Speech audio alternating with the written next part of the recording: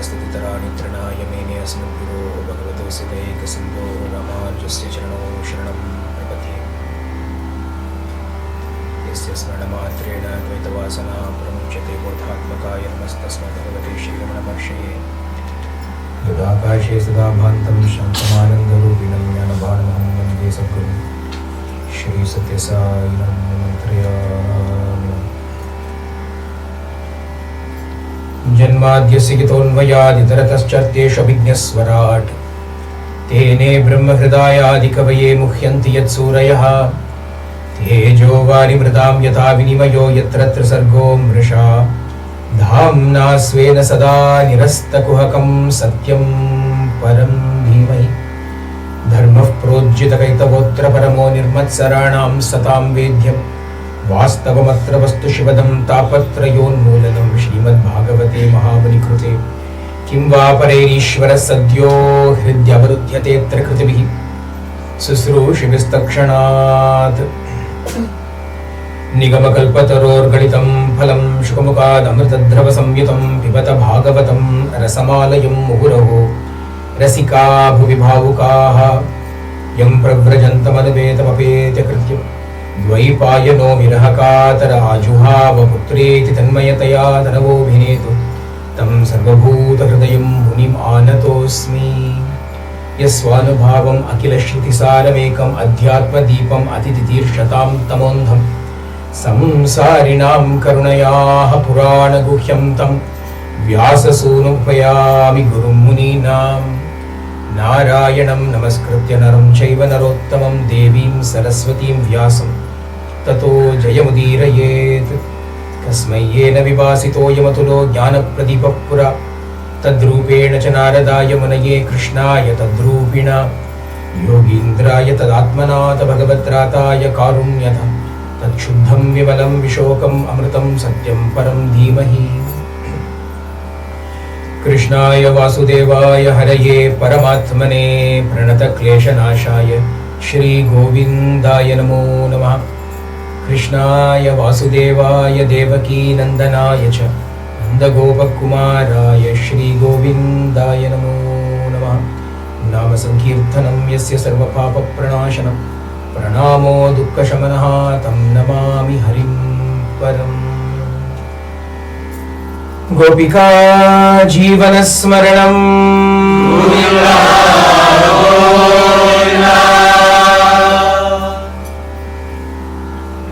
सच्चिदानन्दरूपाय विश्वोत्पत्त्यादिहेतवे तापत्रय विनाशाय श्रीकृष्णाय वयं नमः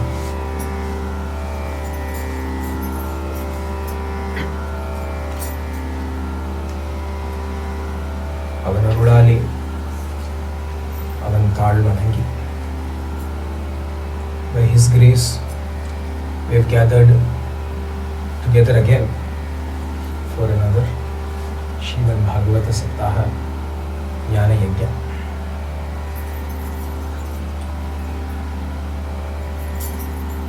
For many of us, this is a repeat. For some, it may be a new experience. Traditionally, we begin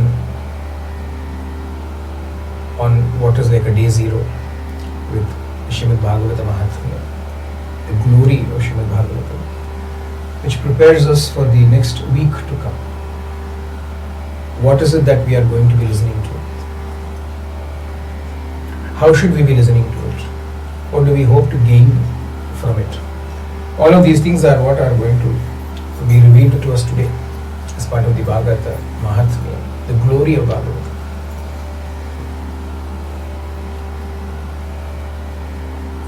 தன்னை அழித்தெழுந்த தன்மையானந்தருக்கு என்னை உளதொன்று இயற்றுதற்கு.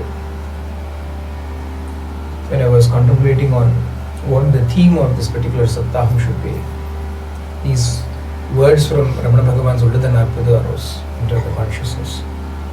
தன்னை அழித்து எழுந்த தன்மையானந்தருக்கு என்னை உளது ஒன்று இயற்றுதற்கு. Those that have destroyed the ego completely and have risen as a result of that and have immersed themselves in Tanmayananda, in the great joy, the bliss of oneself, What is there for them to do? Then Bhagavan asks this question. That means all our doing is until we can reach this state after which there is nothing more to be done, nothing more to be accomplished, nothing more to be achieved, nothing more to be gained. What is it that we are all seeking? Everybody is seeking Anandam only. Everybody is seeking joy in various ways, guided, misguided. But everybody is seeking joy. Nobody likes to be unhappy. Even though they are unhappy, they don't like to be unhappy. In fact, sometimes that itself is a big conflict. I don't like to be unhappy, but I am unhappy, so the unhappiness becomes double.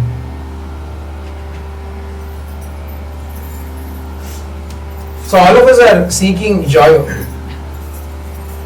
But although all of us are actively seeking Ananda seems to be the most elusive thing to attain. It seems to be there but not there. But we seem to get it. We are also happy. It is not that we are all leading lives of absolute, utter, total misery. We are all happy to some extent. We are all happy at times. We are all happy in a limited way. Our happiness does not seem to be continuous, eternal, permanent, unlimited, nor does it come whenever we want it to come. If various circumstances around us, situations around us are all perfectly aligned, then we are able to, as a result of the mercy of all of those situations around us, we are able to feel happy. In other words, we are absolutely at the mercy of these external elements. We are not happy in our own right. I want to be happy, therefore I am happy. If somebody can say that he is the happiest person in the world. Why are you happy? I have chosen to be happy, I am happy. Everybody can make this choice. It is not restricted to only some people. Everybody can exercise and make this choice, but there is a small, little, cannot even call it obstruction, an irony, if you will, a paradox, if you will, a conundrum. What is this conundrum? The seeking of joy itself is the obstruction to enjoying joy. Seeking Ananda itself is becoming the greatest block to being happy. Because when you are seeking bliss, what is happening? You are always looking forward somewhere, somehow this bliss is going to come to me, anticipating, waiting for it to happen. And now what kind of a wait is this? The eternal wait. Because this fabled happiness remains only a fable, doesn't seem to come. Because the reason why it doesn't come like that is because that which is obstructing it is still present. That which is preventing it from being realized is still present. As long as this obstruction is present, this Ananda cannot be enjoyed. Here is the irony.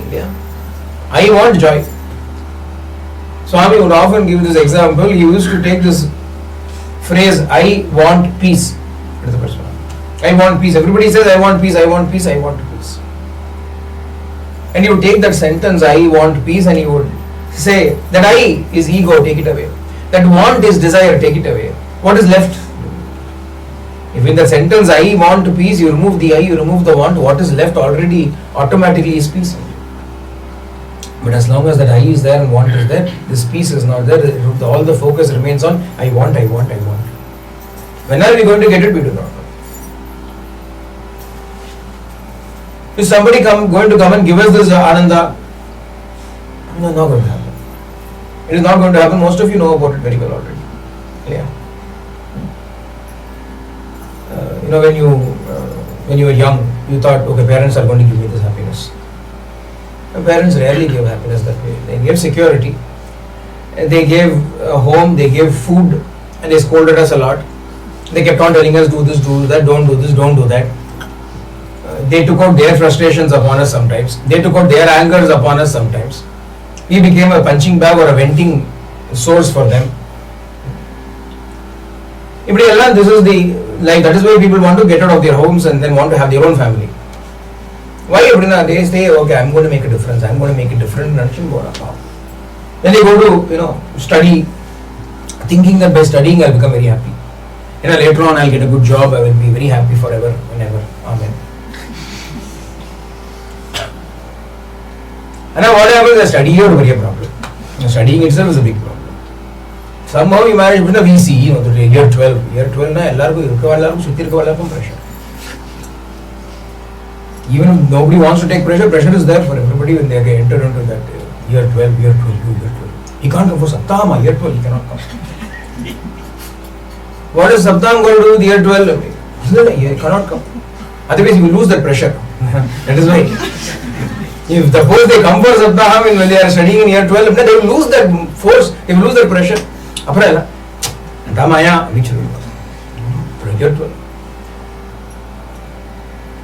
After they enter into university, joy. They are seeking, they are hunting, they are doing all kinds of funny things, seeking that joy, but no joy is to be found. Otherwise, they will stay in university itself. They can't wait to get out of it and get a job. And when they get a job, they think something is going to change. Tip top and over a wheel, or so drive a car and go to work. Once you go to work, you know what is happening. Then naturally, everybody wants to get married. Everybody wants to get married. In this world, there is a big moha. As though FOMO. Big fear of missing out. As though if I don't get married, my life is going to be bleak, ruined, totally lost. And they think I'm going to be the happiest man, happiest girl when I get married. And then marriage happens. Then what happens? Everybody knows what happens after marriage. Yeah. Especially those who are married, you ask one person, are you absolutely happy after you got married? Actually, I was happier before, but what to do? Then they say, no, it's only because it's only two of us. That is why we are feeling so frustrated. If we have the prattling of a little one in the house, how long will little ones prattle? Tell me. Everybody wants to hear the pitter-patter of little feet and the prattlings of children appear now. The pitter-patter of the little feet is only there for some time. After the dham, hey, what are they? Auntie walks slower. The prattling will be there only for a small time. Who are you to say? Why should I listen to you? What have you ever done for me? This is the prattling. யாழ் இனிது குழல் இனிது என்பர் தம்மக்கள் மழலை சொல் கேளாதவர். Those who have not heard the beautiful babbling prattlings of their little ones will say that the harp and the flute are sweet to listen to. I don't think he heard that. Hypothetically, he just made a statement. They will be happy. Most of the childhood is spent in crying. Arojana Balastavat Krida Saptahan. Balastavat Roda Saptahan. There is only crying going on all the time, crying for everything. That is how children are. Between all of that, what will happen? If they are, suppose they are not crying for a while, some infection will come. People cry. And they will go to school, they will catch a cold, they will catch a flu, they will catch some croup, they will catch some hand and foot and mouth disease, measles, mumps, chicken pox.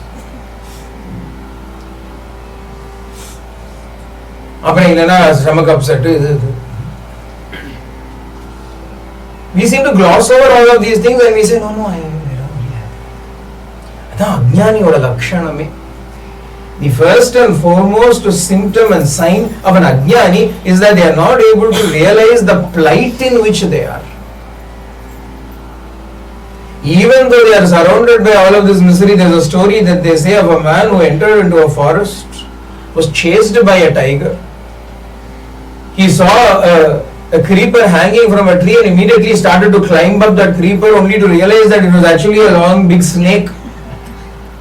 It was the tail of the snake he was holding and climbing, so the snake started to come near him with his jaws open. Below, the tiger is waiting for him to fall down so that it can catch hold of him in its jaws.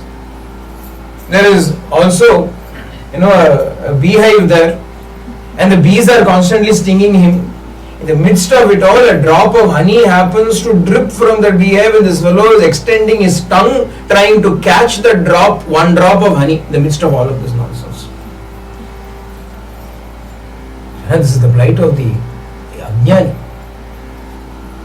The reason we say this is the plight of the ajnani is because this is not necessarily the be all and end all of your life. There is something much more to life that if you but put a little bit of effort, you can attain something greater, better than this one drop of honey in the midst of all of this misery.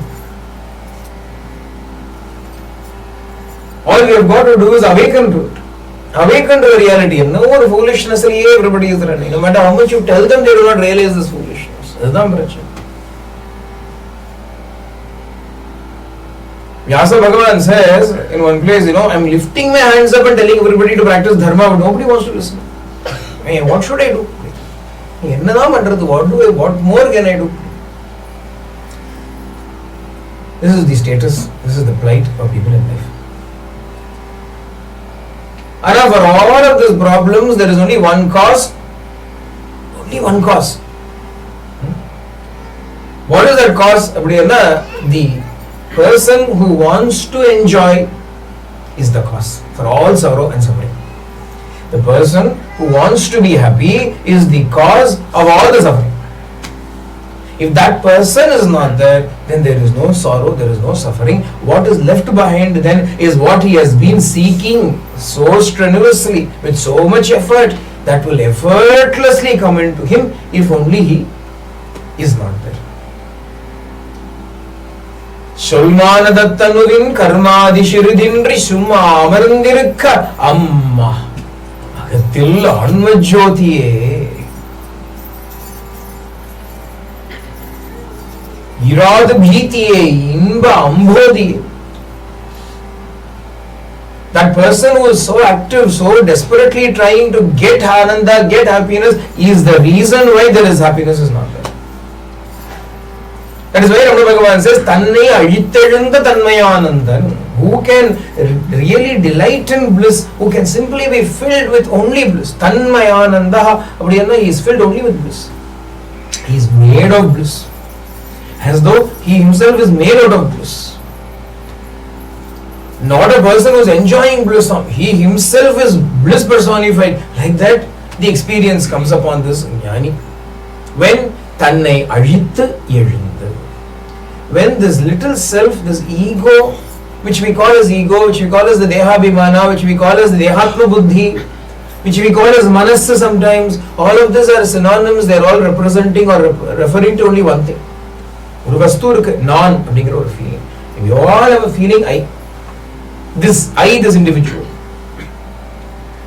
This person, this individual feeling is there in everyone.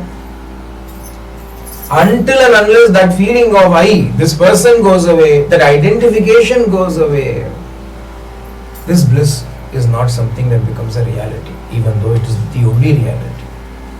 Because we will be living completely in an unreal world where this real bliss is not at all a part of. This real bliss is not at all a part of this unreal world. If you are sleeping and dreaming, the reality of the waking world is simply not a part of the dream reality, isn't it? Or the dream unreality rather. No matter what is there outside, it cannot come and bring any joy to you in that dream. Food is there inside the house. Plenty of food is there in the house. But you are dreaming that you are hungry, you are starving. Can the food that is there in the fridge, can the food that is there in the kitchen help you in your dream when you are starving? The real food cannot help when you are unreally hungry. Isn't it? No matter how much of it is there. The same way, this Ananda Chulme, Ananda is a reality. But this life is not a reality. This is a dream. So how can that Ananda, which is part of reality, ever be enjoyed by us whilst we are still in this dream of unreality? Unless we wake up from this dream, that Ananda is simply not for us. Simply not for us. No matter what you do, you cannot attain it. It is not because it is not there. It is there, but you are somewhere else. Plenty of Ananda is there. Unlimited Ananda is there. Edutha Tirada Alavukku Ananda Irukku. Enough Ananda is there. No matter how much you enjoy it and consume it, it will never become less. That much Ananda is there. However, you are in a completely alternate reality, or rather an alternate unreality. What is this unreality made up of? This I feeling. This ahamkara. This this individual. And from that comes the immediate progeny, selfishness. Swa artha ella enakku. Everything for me. I have to be happy, I have to be peaceful, I have to I. You think about it. This is not something that I am lecturing from above and you have to listen and accept it. You think about it. As long as you are all saying, are you happy as a result? You all say, I want to be happy, I want to be happy, I want to be happy. By saying that or by desiring it, have you become happy? We have to awaken, arise, awake and seek the truth from those who have attained it, those who have realized it. Uttishtata jagrata prapya varannibhoda. Upanishad says, arise, awake. Don't keep slumbering like this, don't keep sleeping like this, awake. And then run behind those who have attained it and seek and learn from them how they attained it. And you also attained it and you also enjoy it. That is what the Upanishad is exhorting us to. So the theme for the next 7 days is going to be this only. Tannai azhittelunda tanmayanandarukku. Tannai azhippadu. Tannizhappai ennakatru shadippan. There is a Tamil philosopher called Kannudaiya Vallala. He says in his text called Ozhuvil Odukkam. In that he says, Tannizhappai ennakatru shadippan. How will he learn? How will a person learn the art of losing himself? The art of self-loss. Tannizhappu. Rapuna, the loss of what? Of this limited ego, of this obstruction that is coming and standing in the way of our reality, our real happiness. How will we learn it? He also answers it. He says the only way to learn it is really by when the grace of the Guru, the Kataksha of the Guru falls upon us. How is this Kataksha of the Guru? He says that in our Tamil tradition, we have a belief called Simha Soppanam. Simha Soppanam means the dream of a lion. And the story behind it is this, that it seems the elephant, as mighty and as huge as the elephant is absolutely terrified of the lion. And so should an elephant dream of a lion? If an elephant while sleeping should dream of a lion, it will wake up trumpeting in fear. Apdi belief undu. Don't ask me how they found out that the elephant was dreaming of a lion. So maybe the elephants dream and they dream of lions only. But when the elephant has a nightmare of a lion, nightmare, the night lioness. When the elephant dreams of a lion, immediately it forgets its might, it forgets its strength, it forgets its magnificence. It simply stands there humbled, terrified. Like that, his ego is like a mad elephant. It is like a maddened elephant in rut. It is wild in its arrogance, wild in its strength and power. And the mahout cannot control it after that. Once it reaches the state, even the elephant keeper, the mahout cannot control it. It can fling him also down and trample upon him. At such a stage, what can arrest this elephant? Simha Sopanam, the dream of a lion. What is this dream of a lion? He says, when the Guru casts his glance upon this ego, then it comes to a standstill. That is the only way by which one can learn the art of Tannizhappu. He says. What we are hoping to do is to meditate upon Śrīmad Bhāgavatam for the next 7 days, with a view of finding out this art of losing the individuality. Śrīmad Bhāgavatam is filled with a lot of how-tos. How to lose this individuality? A lot of upadeshas. Many great Mahatmas, Avatar Purushas, Bhagavan himself is giving his upadesha in various places, in various ways. Bhagavan gives the upadesha in the form of Kapila, in the form of Sri Krishna, as Rishabhadeva. But Bhagavan himself takes an avatar and gives this upadesha. Parama Bhagavatas, Mahatmas, Jnanis give this upadesha. Jadabharata gives the upadesha to Rahugana. Prahlada gives this upadesha to his friends, his classmates. Upadeshas are present in the form of direct teaching, also in the form of stutis, hymns of praise. Because when these Mahatmas praise the Lord, how do they say their words of praise? Not like how we sing bhajans. We sing bhajans saying Daya karo, Kripa karo, Raksha karo, bless me, save me, protect me. Bhagavatam is filled with bhajans only. All the stutis are in a way bhajans. But what do they do in these bhajans? They are simply praising the Lord. Not asking anything from Him, praising Him, and the reason why they only praise and not ask is because they have reached that state where they realize that there is no little fellow left to ask anything and receive anything, only He alone is. All that can be done is to praise Him, eulogize Him, and sing His glories, not ask anything for oneself, not even moksha nandurta. So we find Mahatmas and Mahapurushas, Bhagavatas, Bhagavatottamas of this nature. Not only are there how-tos, but there are also case studies of how these people have implemented and achieved it, and how in some cases they have failed.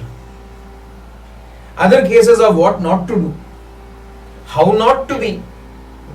There are cases like Daksha, which tells us how not to be. There are cases like Dhruva, that tell us how one can fail, but still one can pick up and achieve success.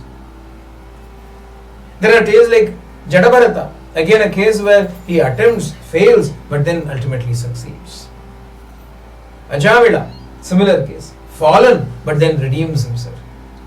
But here there are those who are absolute success stories, those who are failures, but then turn their failure into success. Bhagavatam is filled with all of these stories. For the next 7 days, that is what we are going to be doing. We are going to be meditating. It is a meditation only. Śrīmad Bhāgavatam we are thinking, we are listening to Bhagavatam. And what is Bhagavatam? Meni re Bhagavad Rupam. Sakshat Bhagavad Rupam. Bhagavatam e Bhagavad Swarupam. Krishna Swarupam na Bhagavatam. Bhagavatam is not a text, Bhagavatam is not a collection of stories or anything. Bhagavatam is simply Bhagavan in another form. Bhagavan takes so many forms. The same Bhagavan takes the form of a Matsya, of a fish. He takes the form of a Kurma, of a tortoise. He becomes a Varaha, he becomes a boar, he becomes a Narasimha, half man and half lion. Vamanan, he becomes a dwarf. He becomes Rama, he becomes Krishna, he becomes Hamsa. He becomes Dattatreya, but he takes so many different forms. Why can he not take the form of a text? Yuktana form at the Bhagavan, what did he ultimately do? He realized these forms are all coming and going. Even Krishna Avataram, Rama Avataram, Purna Avataram, the Purna Avataram also will come.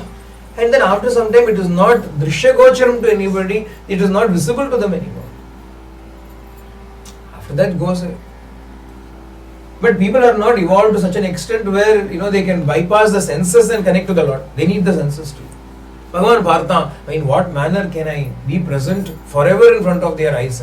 He became Śrīmad Bhāgavatam. Because you can always read the Bhagavatam.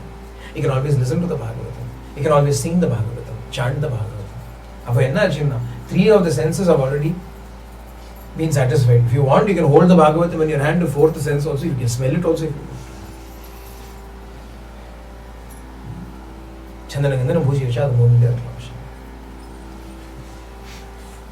Bhagavan became Śrīmad Bhāgavatam so that he is forever easily available, accessible to us. And as though knowing full well that even though he is present in the form of this text, who normally takes Bhagavatam and reads to anybody? Has any of you? I was feeling bored, so I just read Bhagavatam. Nobody would read. Suppose you are told, read this particular skanda, you will get a child, then they will read religiously. Read this particular story, you will get married, they will read it 100 times. Read this particular thing, you will get a job, they will read. Chumma padina, nobody will read. The nature of human mind. So what did they do? They said, Navina Margata Avishkaram Pannalam. They created a new novel method just for us. What did they do? They created a method called Saptaham. Okay, forget it. You are not going to listen to or read the Bhagavatam on your own. We will do one thing. We will condense it all and keep a period of 7 days. In the 7 days, can you not do it? We can only come in the evenings. We can only come on holidays. 7 days. Out of 365 days, it has been condensed down to mere 7 days.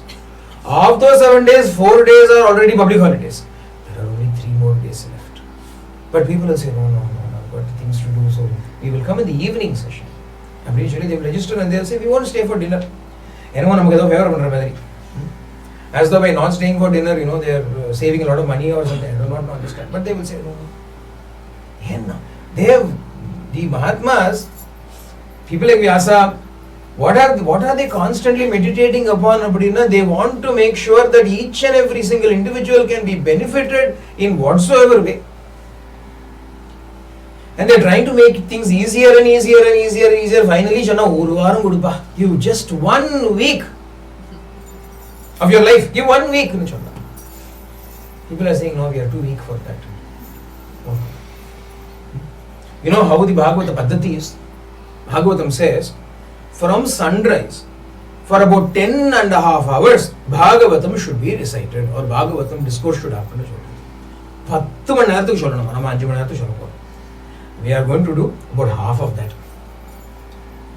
Actually speaking, it says Ganirna Dirgha Kantaha with a clear voice. The person who is chanting or reciting the Bhagavatam or telling the Bhagavatam, doing the Pravachana Saptaham, should do for 10 hours every day. And if possible, should abstain from all food, take only milk and ghee. And for listeners also, it says the same thing. If they cannot, then eat fruits. Otherwise, you won't be able to listen. 1 week. That is why they have condensed it to 1 week. They said, look, if you are asking you to do it 365 days, everybody will say, thank you, bye-bye, tata. No, thank you, shuru, bye-bye. So they reduced it. Finally made it just 1 week because it's the smallest unit. Yeah. Day is 2 less. Week, the next smallest unit is a week. A week, fortnight, a month. 1 week. Dedicate yourself to this. What will happen, those of you who have dedicated yourself like that, know what will happen. That is why you have come back again. And some of you have come from interstate also. Why? Because you know, you have had the taste of this. The ruchi has been there. And so you come back again and again to it. Oh, that experience was something different. So what is required from us? Mahatmyam is going to tell us all of that. What is required from us? What have they done now? They have condensed everything in 7 days. And say, here is 7 days. What is going to happen in the 7 days? We are going to do a meditation, as I said, on Bhagavan in the form of Śrīmad Bhāgavatam. And as we meditate upon him in this manner, we are going to meditate upon him in the form not only of the Lord himself, but as all the devotees that he has manifested himself, the bhakti that they have shown to him, the sharanagati that they have shown to him. All of these are going to be the objects of our meditation for us.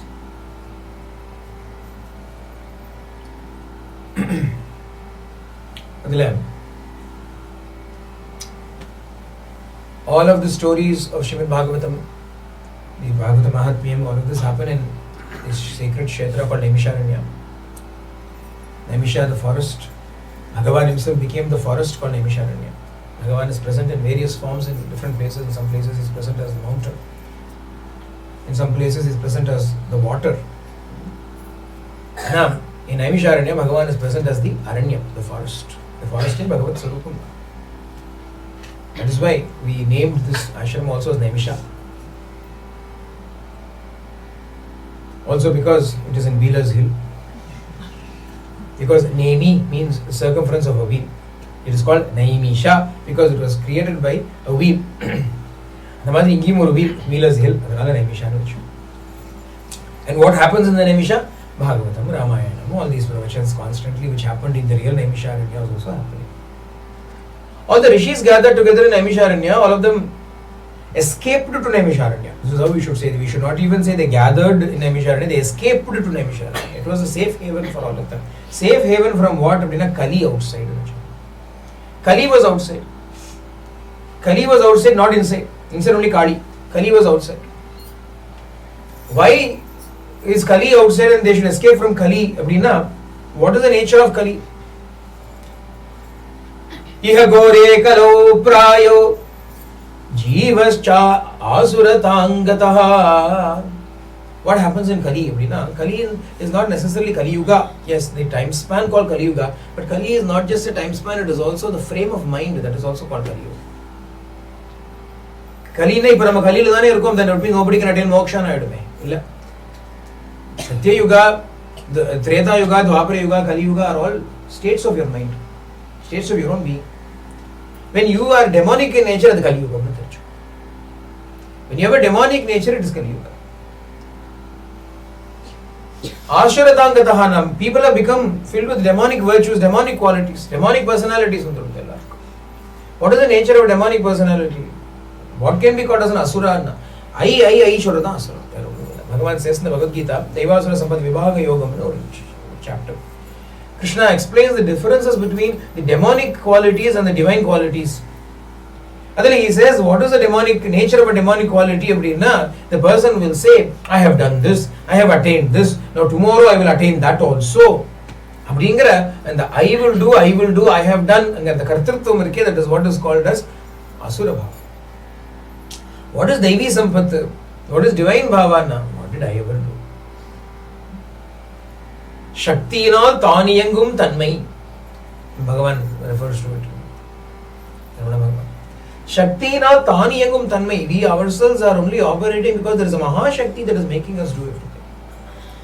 There is a great force that is making things happen, just as it is making the sun rise and the winds blow. Such big things are happening by the force of that mighty Shakti. The little things that we do, we think we are doing it. There is a storm that comes and blows. Compared to the storm, whatever we do is nothing. It is insignificant. Isn't it? Whatever little bit we do is insignificant compared to the storm. We may take a fan and blow. The Malaya Marathon, the breeze blows. What a big difference between what we are attempting with a little hand fan and when the breeze blows. Or when a storm, a tornado comes. Can there be any comparison? Who's making that work?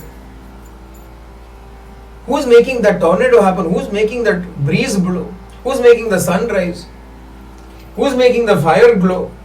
There is some Shakti, there is some energy, some power is making all of those things happen. Perfectly, so many things are happening. And yet we think that these little insignificant, tiny things we are doing alone are done by us. I did this. I have done that. And I shall do this also. Plan where? I will accomplish this also.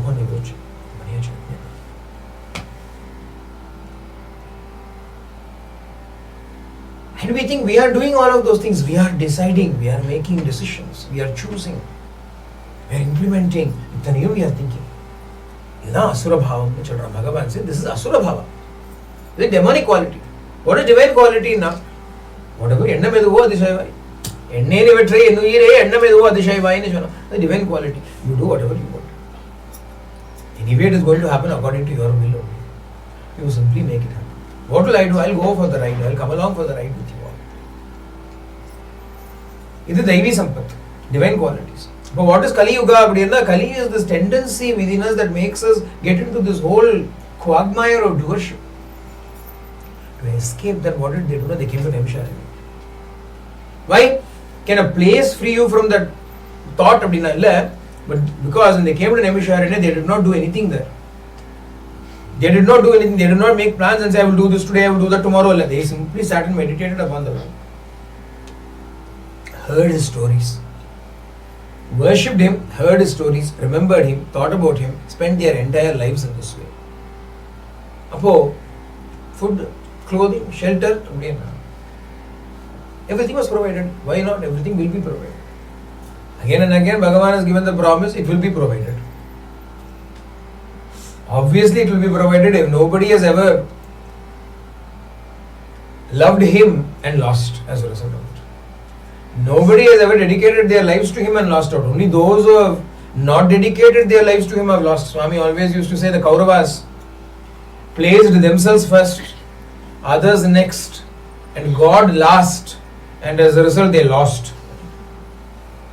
When you place God last, then you lose. Everything will be provided, and the Nambike Vadam, that faith should be there. These rishis, they came to that place so that they can independently Give everything over to him and live there, not depending upon anything external. Whatever he provides is enough for the children. They were living that is why this place is free from Kali. It is the attitude really of people. And when they were sitting there and saying,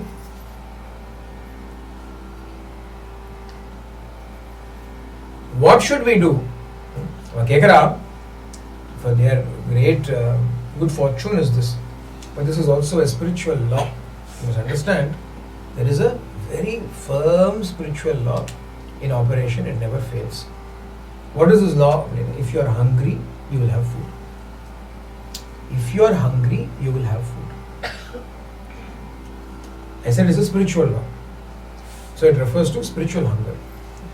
It doesn't mean I am worldly hunger, I am hungry, I love food.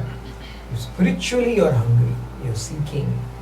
Food will be delivered to you. You don't even have to go in search of food. Like Uber Eats, it will come to you.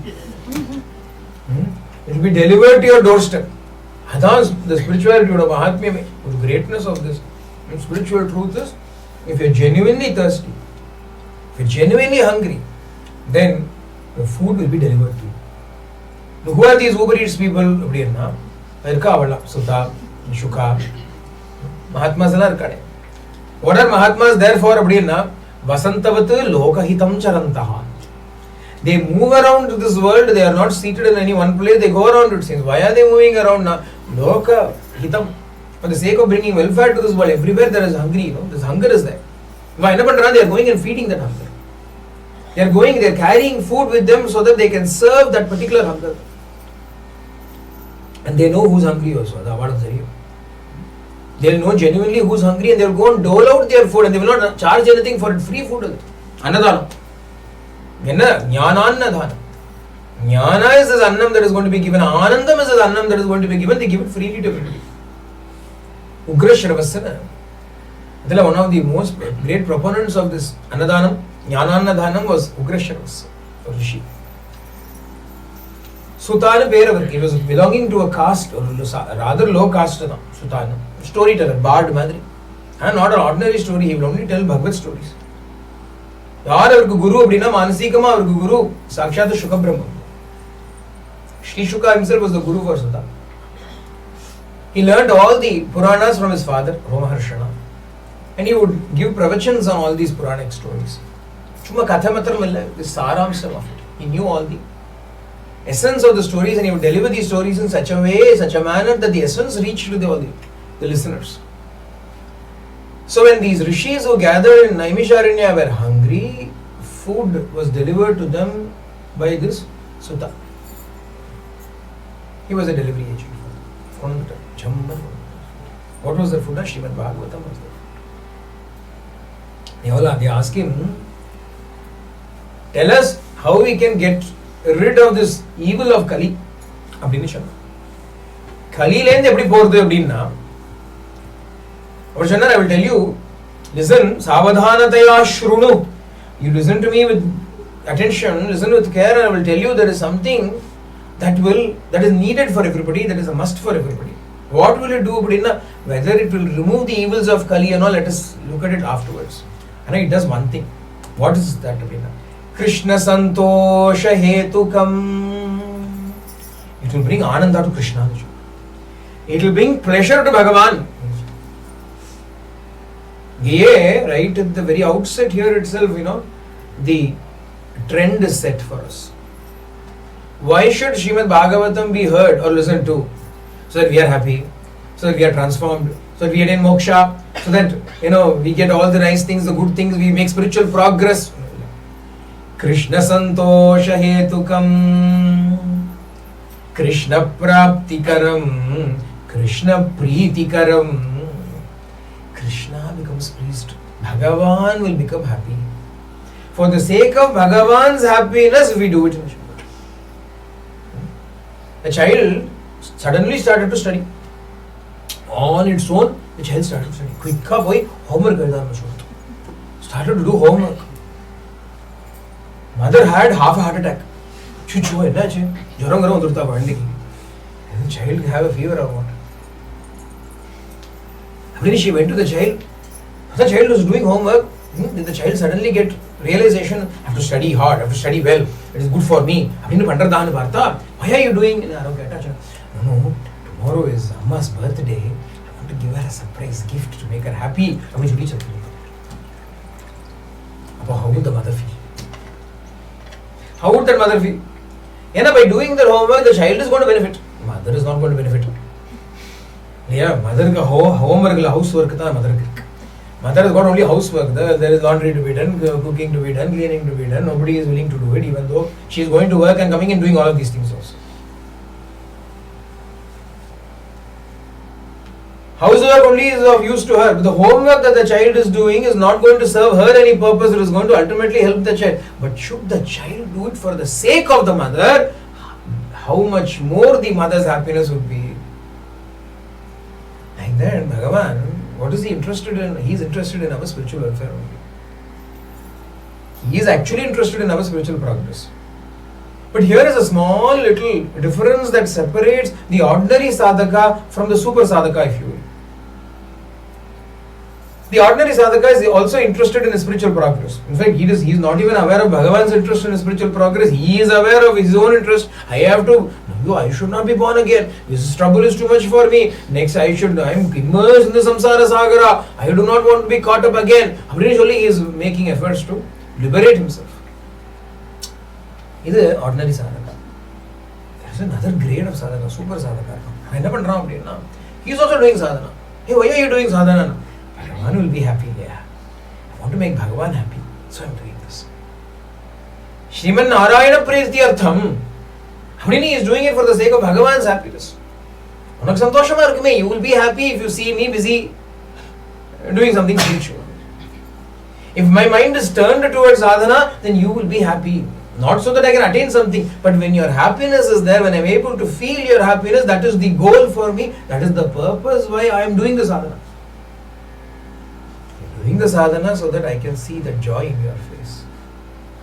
When he is doing. But what has happened here? Parasparanandam. Bhagavan is happy that he is doing his sadhana. Sadhaka is happy that Bhagavan is happy. Therefore, both are equally happy. Otherwise, what will happen? This fellow will start doing sadhana for himself. After some time, what will happen? Vasanas are there. After some time, sadhana itself will become a big vedana for him. Again, I have to meditate. Again, I have to get up in the morning and meditate. Nobody else seems to be getting up. Everybody else is happily sleeping. All my friends are sleeping. In my own house, everybody is sleeping. I am the only fellow waking up. For what I do?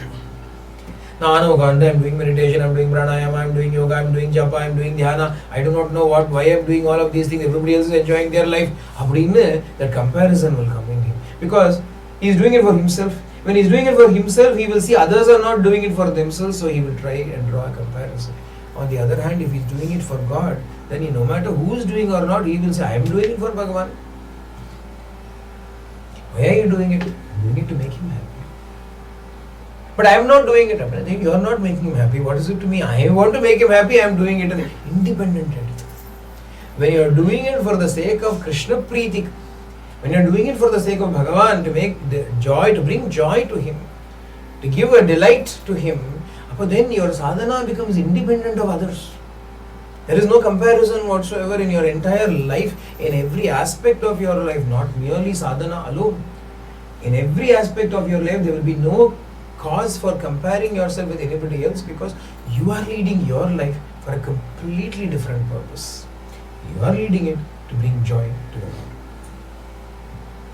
The Uttama Bhakta, highest stage of sadhana. At the time here, Gurudeva Sutta is telling all the rishis because they are rishis.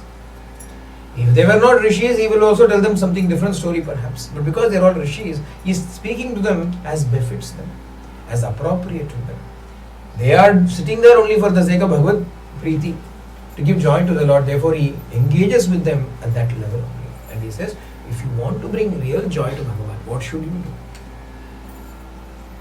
Abdina, this is the best thing you can do. Ye tasmad aparam kinchin manashuddhyena vidyate janmantare bhavet punyam tada bhagavatam labhet. There cannot be anything that is more purifying to the mind than to listen to Śrīmad Bhāgavatam. Just by listening to this Bhāgavatam itself, the mind is going to become purified.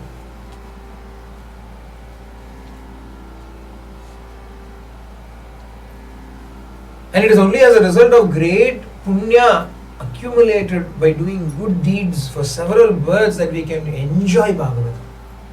Bhagavatam kadachudam. Nowadays everywhere there are Bhagavata Saptahams being done. You will find them online also. If you go to YouTube, there are several Bhagavatam. North they do Bhagavatam, South they do Bhagavatam. Mahatmas are doing Bhagavatam, Jnanis are doing Bhagavatam. We are living in a golden age. Truly, I shall tell you, we are living in an absolutely golden age because truly Mahatmas and Jnanis have now come on to YouTube. Major Jnanis.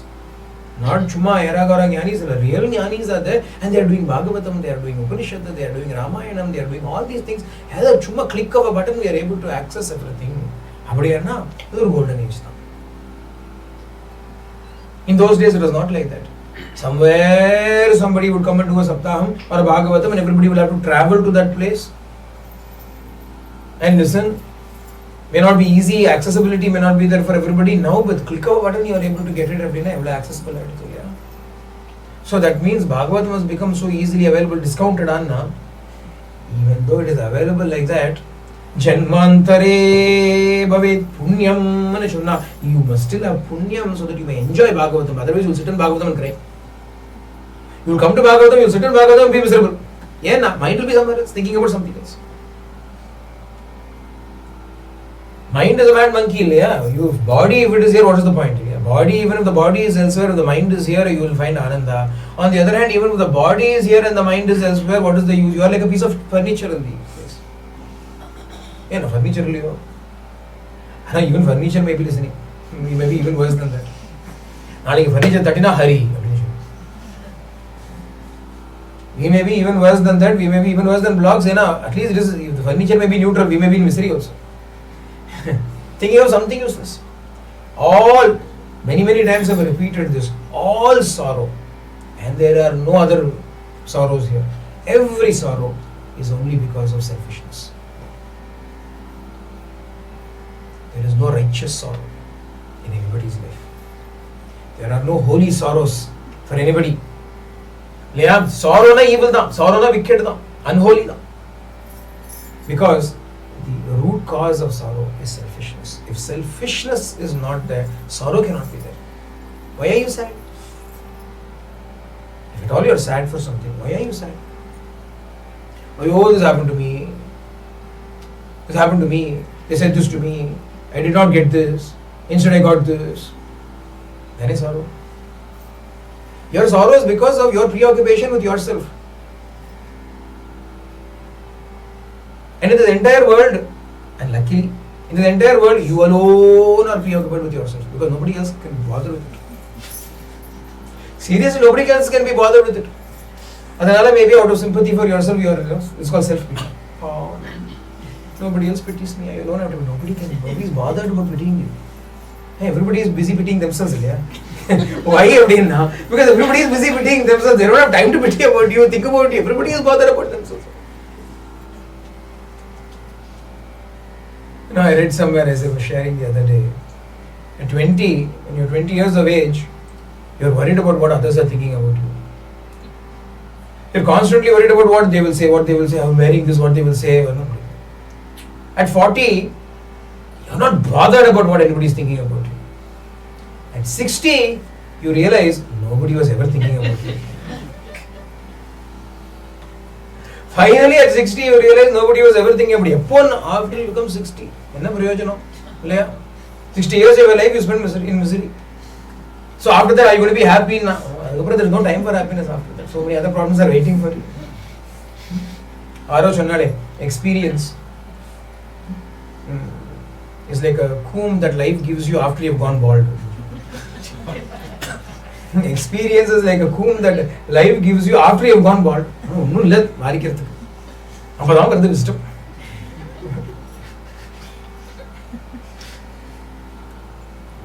All sorrow is selfish. That is why Swami would always tell us, give up your selfishness, give up selfishness, give up selfishness. Swarthamu saprayojanamu, he will keep using those two words, selfishness and self-interest. You are only interested in yourself. This happened to me, they have said this to me, they behave like this to me. Me, all the time this me business. If you are filled with only me, then I will tell you something. I am fond of saying this, I bless you. to be miserable. Have more and more misery. Yeah, what else can you do? If you have only me, what else can you do? You can only have misery. You want Ananda, kick that me, you will have Ananda. Get rid of that little I, you will have Ananda. You don't want to get rid of it, you want to hold on to it even though it's a source of misery. What can anybody say? Knowing it to be a source of misery, if you still want to hold on to it, what can we say about it? Therefore, make the effort. If you are making the effort, then I bless you. Be happy, be happy, be happy. Because even swalpamapyasi dharmasya trayate bhakto bhayat. Even a little bit of practice will remove all sorrow, all fear. Live our lives for Krishna Preetikaram. For the sake of Bhagavan, if we live our lives, and all Ananda will be there. How to live our lives for Bhagavan? Bhagavatam comes in. Bhagavatam is a grantham, is a great text, a textbook, a manual, if you will, that teaches you how to live your life not for yourself, but for God. Everywhere else in this world, we are taught to live only for ourselves. Knowingly or unknowingly, wittingly or unwittingly, consciously or unconsciously, even our parents, our elders, society, everybody teaches us to live for ourselves. You have to look out for yourself. You have to take charge. You have to for yourself. You have to. Everybody is teaching us. Nobody is teaching us how to live for God. So these people who are giving us this great salubrious advice, are they happy? That question you cannot ask them. You should not ask. They will say, hey, don't ask these questions. Don't ask all these questions. Hey, they are not happy. If by following their own advice they were happy, then you can also follow their advice. They are miserable following their own advice. What is the point giving their advice to you? What is the point of you following it? So Bhagavatam is the only grantham here that teaches us how to dedicate our lives for God, how to live our life for God, and thereby how to lose this preoccupation with oneself. Mahatmyam mein aram chud raha tha, katha chud raha. Mahatmyam tells us a nice story. There is a fellow called Atmadeva. Atmadevan, abhina anartham. Atmana self. Atmana self. Atmadevana, your esteemed self. It is not some fellow. Atmadeva lived in some place of Chodra. Nadi Karela Rana, all the stories are there about Atmadeva. Who is Atmadeva? Each one of you is Atmadeva. Are you Atmadane? All Atmadevas. What does this Atmadeva do? This Atmadeva is a very nice fellow. Which was Brahmana. Painting him in a nice character. Nobody likes to be said he's a villain. You are Atmadeva, you are a villain. Who will accept it? A nice fellow, a good fellow. That is my character. Everything they are telling us a story. Psychological play. There was a very nice fellow called Atmadeva, just like you. Very good person. Yes. What did he do? He got married. Oh, very good. That's how it should be. I also got married, that's right. Very good. Then what did he do? He had a very beautiful wife. That is even nice. Even better. And she was very good at housework. She was very skillful at housework. House was spick and span, clean, everything. Fatafat, she would get lunch, dinner, snacks ready, everything would be ready. Grihakritya Parayana. Grihakritya Shurya. Doing everything very nicely. But when everything was going on, he was very wealthy also, this man, because he was a very learned person. He had a lot of wisdom. Where there is wisdom, there is wealth also. Yeah, erudition he is welcomed everywhere, respected everywhere. He would go to officiate yajnas, yagas, etc. Very important person he was. He knew everything. They would call him and give him a lot of dakshina, a lot of money. So wealth was there, plenty. Name and fame was there. Beautiful wife was there at home. Good food was available all the time. Good clothes to wear was there. What more do you want? Yeah. What more do you want? This fellow had an issue. What was his issue? That he had no issues. Why would you have an issue that you have no issues? Then no issue, no children. Nothing issued from them. Issued forth. So they were lacking a child.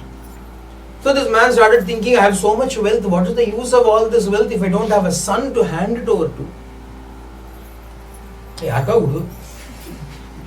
After you are gone, who cares about your wealth? After I am gone, all this wealth will all go away. After you have gone away, how does it matter if the wealth goes away? After I am gone, all this wealth, all this knowledge, I want to give it to somebody, my son. I want to give it to somebody else. I need a son. He was worried about not having a son, where he would go everywhere. He was invited a lot of places. Mahatmas would come, Mahapurushas would also come, he would go there. Need your blessing. No son. No son. I never know what can I do here, blessing to you. Okay, here's some akshata. Like this, he was going everywhere, looking, searching to see who can bless him so that he can overcome this problem of lack of progeny. Finally, one day, as he was very frustrated, no matter what he had tried, nothing worked, so he went wandering around. He entered into a forest. In that forest, he saw a Mahatma sitting under a tree. How does he know he's a Mahatma? Tejas. Looking at him, you can see that he's a great Mahatma. And he goes and falls at his feet. And then slowly sits there. He is just meditating. After sitting there, he starts to sniffle a little bit, cry a little bit. Special effects. So, Mahatma, what should you do? You should get into Samadhi Sthiti and be there. But these Mahatmas have something called Karuna in them. The only drawback that Mahatmas have, if you will know, only failing for them, is love in their hearts. Swami Vivekananda writes in one of his letters, very powerful it is. The letter he says, the only mistake I ever made was loving everybody. Because of it, I am suffering so much. Because of the love that you have for all of you, I am working myself to the bone. He was running around everywhere, was teaching everybody because he loved them. If he couldn't care about them, he would hole himself up in a cave in Himalayas and forget everybody. Unfortunately for Mahatmas, fortunately for us, they have this force, mighty Shakti called Karuna in their heart. It will not let them keep quiet. It will go get into them and make them do things. They don't want to do anything. What is there for me to do? They will say, what is there for a person who has realized everything to do? Then they will write that down in poem and give it to Ruladhan Arpade. What is left for you to do? It is not them doing it. It's a divine force that is created, looking after this entire world, looking after each and every one of us. What does it do? It enters into these people, Mahatmas, who have attained everything and there is nothing left for them to do. It will then make them do things. Luckily for us.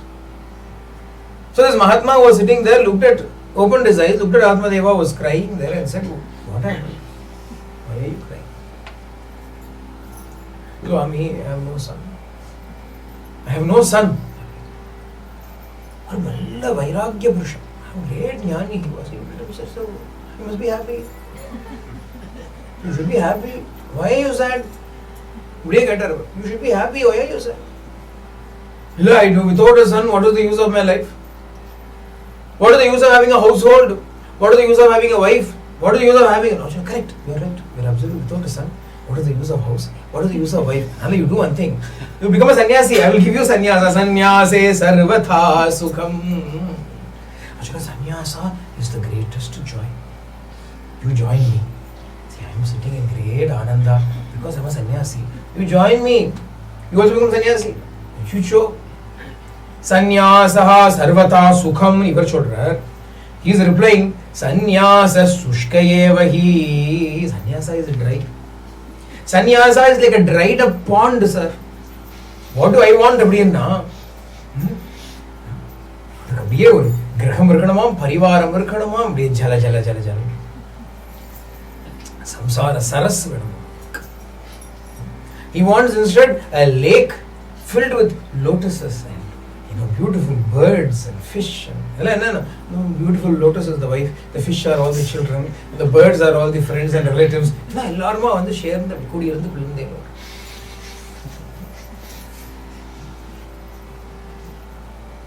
am coming here to ask for a son. You are saying son, Yasa.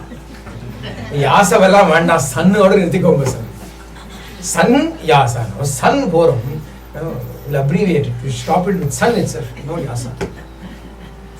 He was willing to give sannyasa to him. He said only sun is enough. And the Mahatma also thought about it and said no point giving, when a person is not ready for this, if you push it into him, it won't work well. But then these fellows come to me. This is another problem with Mahatmas. This is our problem really, not their problem. Their compassion is our good fortune, but they have another quality. What is their quality? Amogaha. Blessings are unfailing. Their blessings are unfailing. This is our problem. Because once they make, once their blessing kataksham comes upon us, if not today, one day or the other, that blessing will haunt us. It will not leave us, it will haunt us.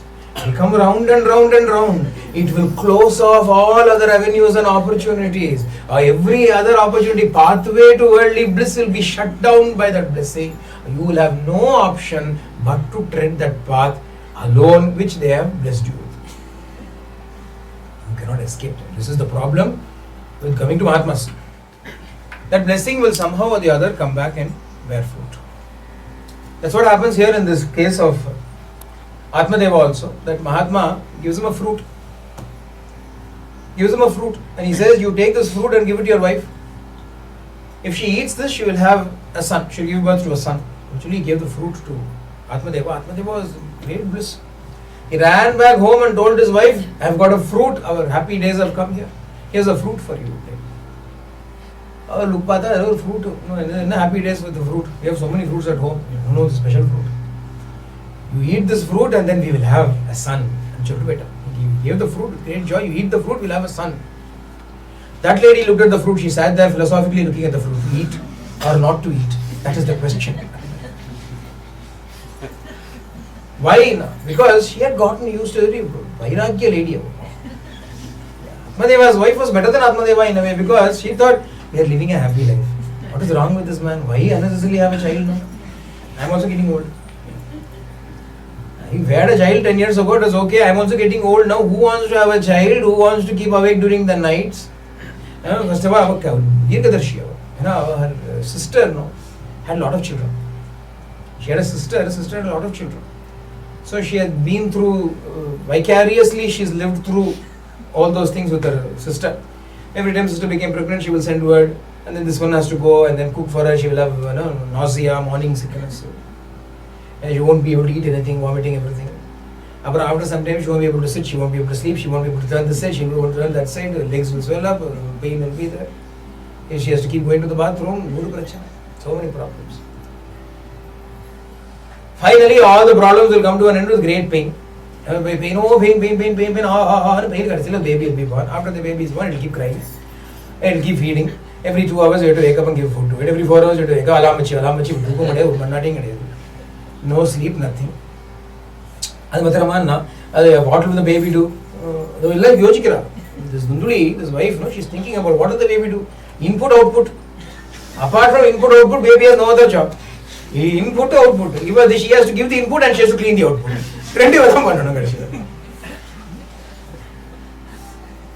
Provide input, clean the output, provide input. Then finally child grows up. How will the child be? How the way I was, only child will also be. I was a great source of trouble to my parents. Naturally my child will be a source of trouble to me. They worried about me all the time. Naturally I will also have to worry about my child all the time. Till today I did not have a single grey hair. All because of my childlessness. I had no grey hair. Unnecessarily, who wants to have a child? Who wants to have all these problems? She did not want to have a child. Her sister came. Correct, her sister vanda. I am pregnant again. Are you pregnant again? You give me a solution. What? I don't want to be pregnant. Don't be pregnant. No, I have got a fruit. My husband has given this fruit. He'll expect me to eat this fruit and have a baby. What to do? Sister also. We'll get the sister. Siblings. How shall I do one thing? I am also having too many children. One child here or there, my husband also won't know. Actually, our children are there. There are so many children at home. He will also know if one is missing or there or not. He doesn't even know how many are there actually. I will do one thing. This particular child that I am carrying right now, when the child is born, I will quietly give the child to you. Anyway, you will come for the delivery. You take the child. and you pretend as though it is your own child. Then what to do with the fruit? Okay. I said, throw the fruit to the cow.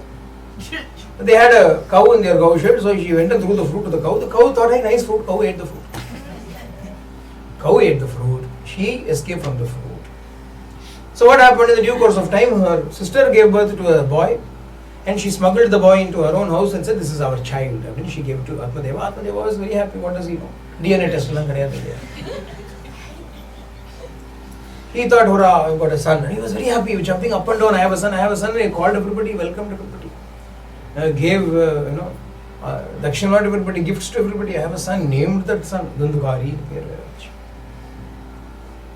Wife was Dunduli. Son was Dundukari. Rendu very Dundu nu kutta.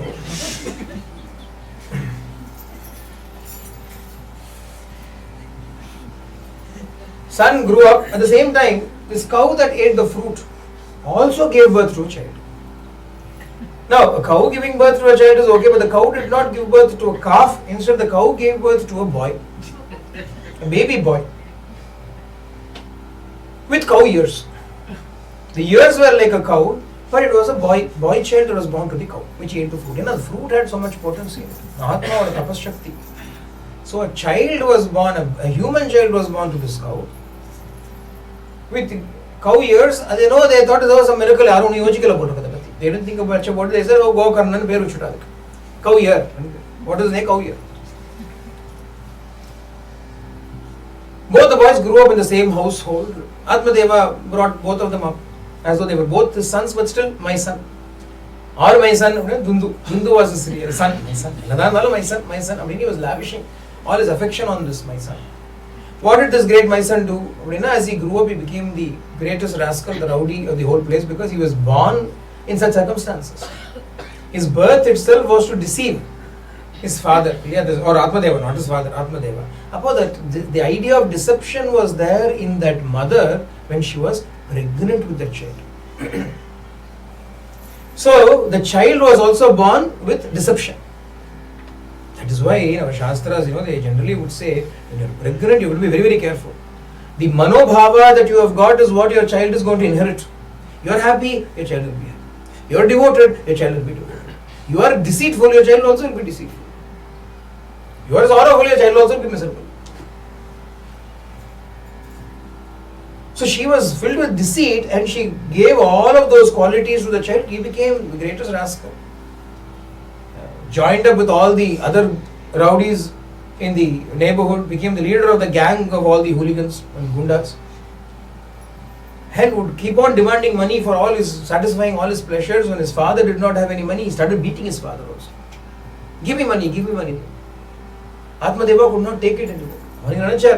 He thought, Sanyase sarvata sukham chandare. When sannasam I die, sannyasam boy sannasam I die.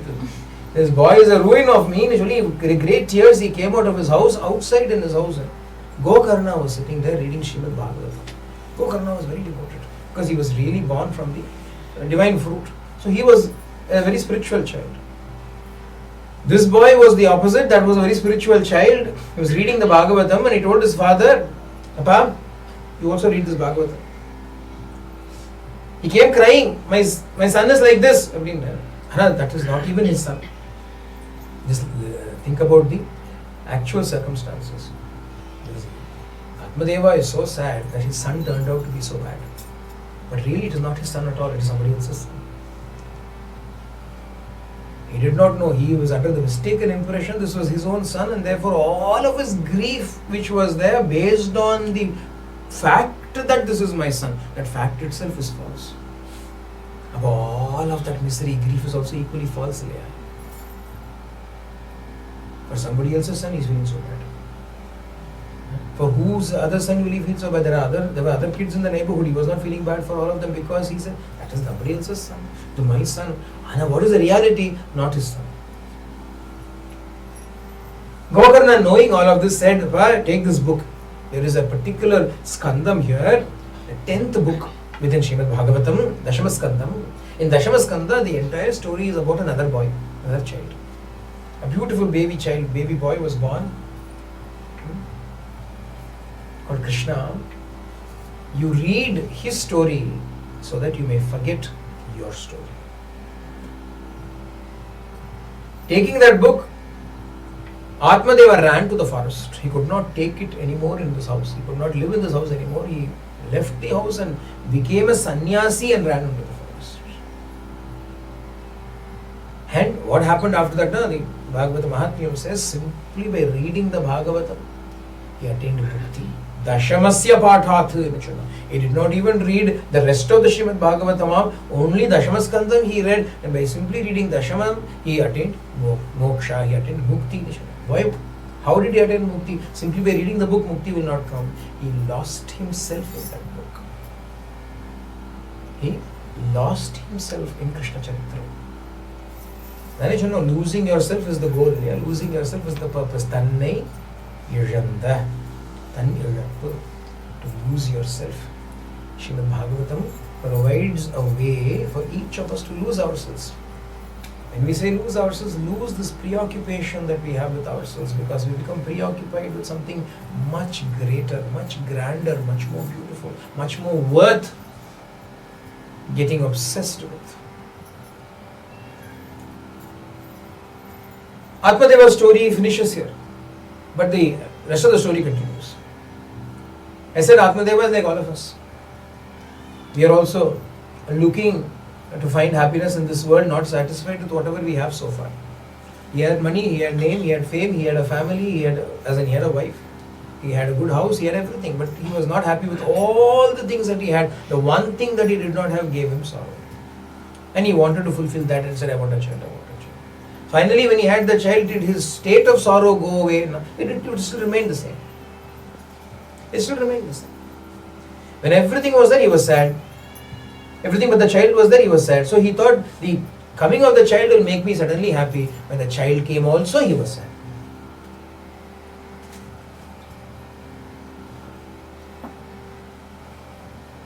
That is the story of all of us, but the solution for all of us is also given here. Gokarna becomes like the Guru. And he tells him, Anyasya gunadoshana chintanam ashu muktva. Gives him a very golden prescription. He says, if you want to be happy, you stop deliberating upon the merits and the demerits of others. Anyasya guna doshana chintanam ashu muktva. Become free immediately from deliberating upon others. Do not think about others. Constantly we are talking about others. He did this, he did that. He's such a good man. And we think we are very good because we are only looking at the pluses in the other people. Don't look at other people. No prescription. You neither need to look at the good in them nor the bad in them. There is no need for any of those things. Instead, look, Paramapurushan Rakane, Purushottaman is there. Bhagavan is there. Uttama Shloka, Punya Shloka. Bhagavan is there to look at, meditate upon. There is no need to look at peers. What will happen? Jealousy will come. Inferiority complex might come. Or superiority complex might come. Either ego will come, or jealousy will come, or inferiority will come if you compare yourself with others. No need. Who should you look at instead? Look at Bhagavan. Look at the Guru. Look at Bhagavan. Don't look at each other. Attention should be on that. Attention should not be here. Why? All kinds of issues will crop up. Everybody is imperfect. If the one imperfect looks at another imperfect, what will happen? You should be looking at the perfection that is God. If you want to think about anybody, it is God. If you want to think about the merits of anybody, it is only God. Demerits are not there in him. So he says to his father, Atmadeva, he says, stop thinking about others. Stop talking about others. My son is like this, my son is like that. Not even your son. Stop talking about him. Stop talking about him. Anyahanu Chaluta, he's the other. He's not other, he's my own son. He's still other than you.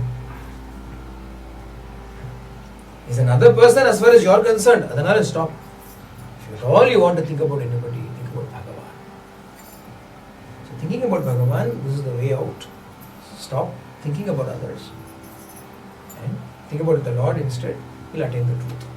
Atmadeva's story finished. Dundukari, when his father went away, started beating his mother, Dunduli. Dunduli could not take it anymore. She jumped into the well and committed suicide. Atmadeva ran to the forest and found emancipation. Dunduli jumped into the well and ended her life. The reason why she also could not run into the forest and attain sannyasa or attain moksha is because she was not qualified for it. Atmadeva, after all, even though he was obsessed with his desire for a son, still he was basically a decent, virtuous man. Dharma was always what he practiced. In the end, when things came to a pinch, the dharma that he followed came to his rescue and gave him the sadbuddhi, the good thought to abandon all of this and retire to the forest to seek the Lord. He also gave up. She also gave up. But he gave up and sought the Lord. She gave up and ended her life. And the difference between those who are not virtuous or dharmic and those who are dharmic. Dharma is a strength. In what way does it support us? When things come to a very difficult position, at that time dharma finds the right way out for us. Righteousness, if you've been practicing righteousness in our life, it will help us in times of need. In what way? By giving the buddhi to us, sadbuddhi to us. Dharma has to be followed so that vinashakale viparita buddhi should not come to us again. Viparita buddhi should not come to us. Perverted thinking should not come. Dunduli had perverted thinking. I cannot take it anymore. I will end my life. Is perversion. I cannot take it anymore. I will seek the Lord. Is the right way. And that is the difference between Atmadeva and Dunduli. She committed suicide. Gokarna had nothing left, so he left that place and he went on a pilgrimage. Dundukari lived an evil, wretched life. He had a lot of women around him. And he was giving them, as long as he was giving them a lot of money and jewels and so on, they were also happy with him. But time came and he had no more money left. All the ancestral property, all the wealth that our Atmadeva thought, I want a son to give it over to. The son squandered everything. In the end, those women murdered him, buried him in the house and also ran away with whatever little bit was left. They went away because he was no use to them. He would not let them go. So they killed him and went away. All this happened. Gokarna was on a pilgrimage. Finally, he came back to his own ancestral village. He came to his own house. The house was like in ruins now. Nobody was living there. He thought, what happened? Did my brother Dundukari not live here? But he passed away in Shurita. Villagers say he passed away. So that's what happened. So then he performed some Shraddham. Whatever ancestral rites had to be performed, he performed all of that in the name of his brother, foster brother. And he spent that night in that house. In that night, suddenly he saw an apparition, some kind of a ghost, coming and making all kinds of weird faces.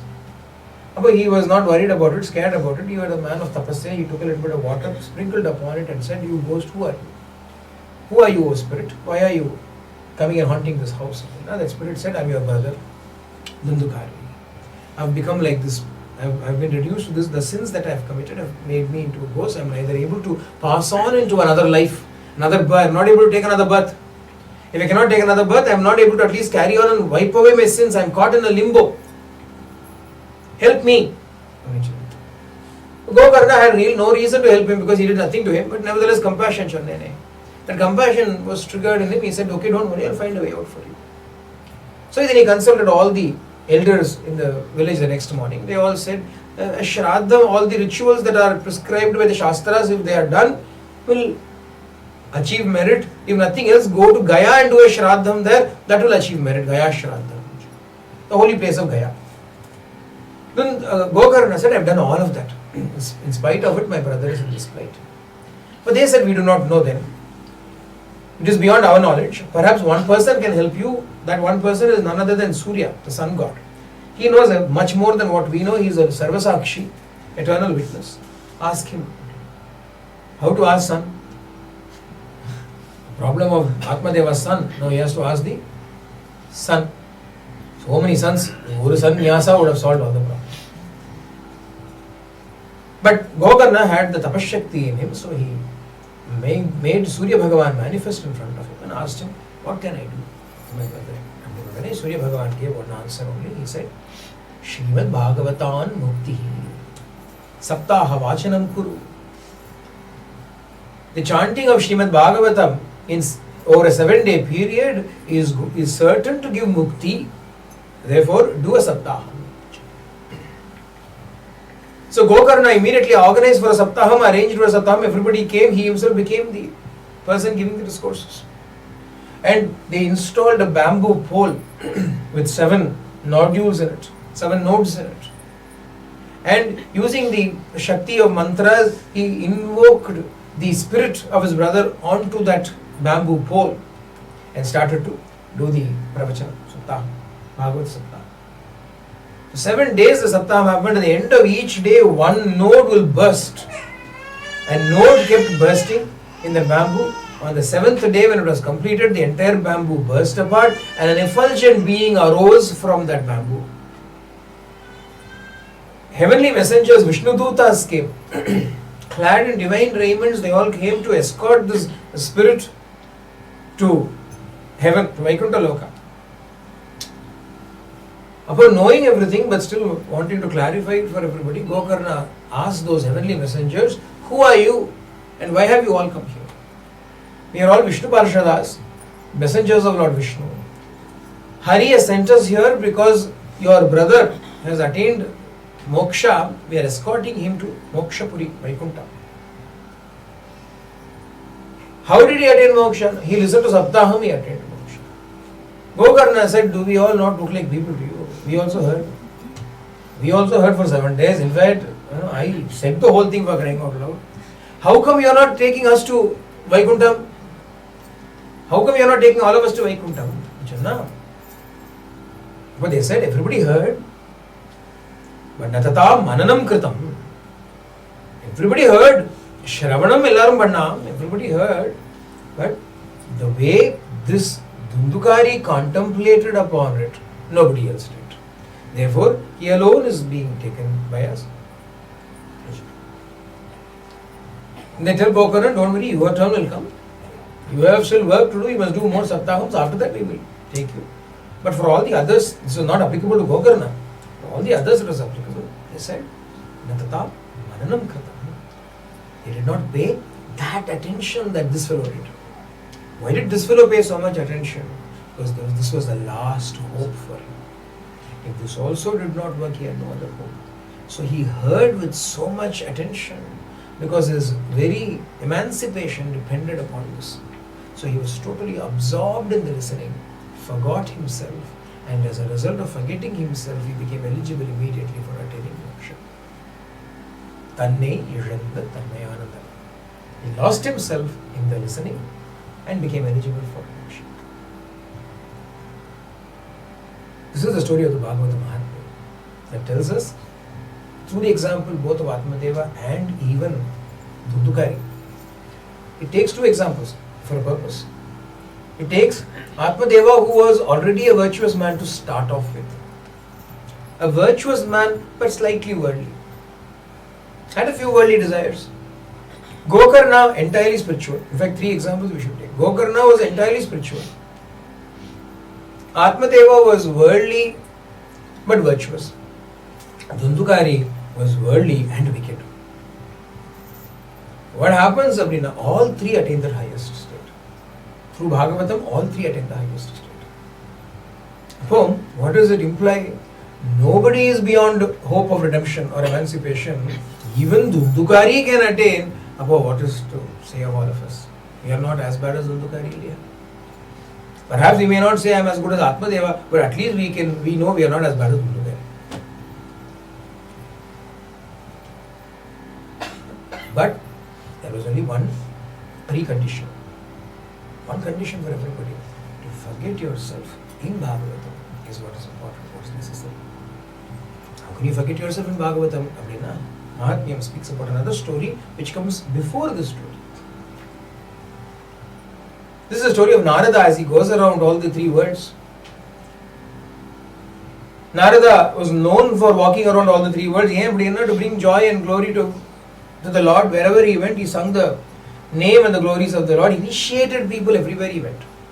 He is the Guru of all people. He became the Guru for Valmiki, came and described the glories of Rama and made Valmiki write Śrīmad Ramayana. He becomes the Guru for Vedavyasa, comes and narrates the glories of the Lord and makes him write Śrīmad Bhāgavatam. He is the guru of Prahlada, he is the guru of Dhruva. Yareduthalum Naradar Priyavartanakku Naradar than guru. Naradar Prachina Barhisakku Naradar than guru.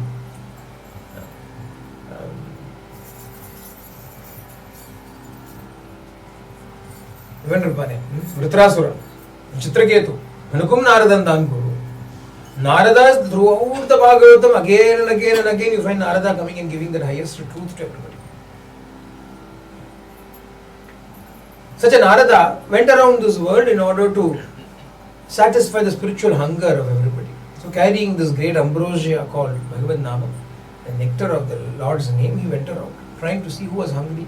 To his great shock and surprise, nobody was hungry. Nobody was hungry.